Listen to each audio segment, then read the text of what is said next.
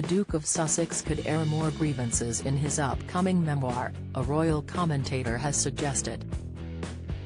The fact alone that Prince Harry was born into the royal family and was a part of it for more than 3 decades gives the book, titled Spare, the potential to have far more material and draw more interest in people than the Harry and Meghan documentary released by Netflix earlier this month, according to broadcaster and royal expert Jonathan Sacerdoti. Mr. Sacerdoti told Express.co.uk, Prince Harry, at least in his memoir, has a lot more to draw. He is somebody who has grown up in the royal family and had all this scrutiny. He may not have wanted that at all. Meghan, on the other hand, married into it quite deliberately.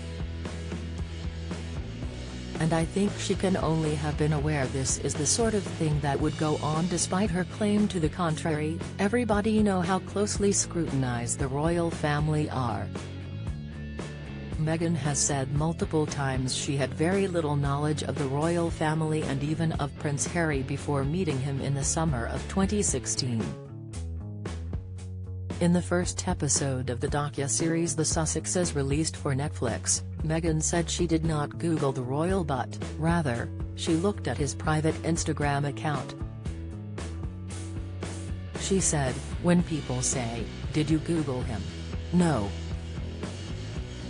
But that's your homework.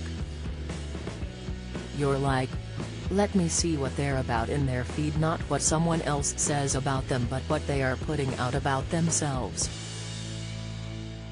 That to me was the best barometer. Mr. Sacerdoti went on to explain why he thinks Harry's life history has a far more attractive power than his more recent past with the Duchess. He said, Harry's book has the potential to have far more in it, far more interest because he was in the royal family for far longer, and he will always be Prince Harry. Whereas Meghan Markle is still known as Meghan Markle by most people around the world because that's what she has been for most of her life, and the brief period in which she became something else is the one where she is talking about a lot now, but I think interest will wane. Prince Harry announced in the summer of 2021 he was working on a memoir in which he would share the definitive account of the experiences, adventures, losses, and life lessons that have helped shape him. The book, set to cover his whole life in the public eye, from childhood to fatherhood, will surely include the Duke's grief following the devastating death of Princess Diana in 1997. Harry's publisher Penguin Random House provided more information about the memoir in October, when it promised Spare will feature raw, unflinching honesty and Harry's life discussed in Harry's words. The publisher also said, it was one of the most searing images of the 20th century, 2 young boys, 2 princes, walking behind their mother's coffin as the world watched in sorrow and horror. As Diana, Princess of Wales, was laid to rest, billions wondered what the princes must be thinking and feeling, and how their lives would play out from that point on. For Harry, this is that story at last. While the size of this book deal hasn't been revealed, Harry announced he would donate to charity his proceeds from the book.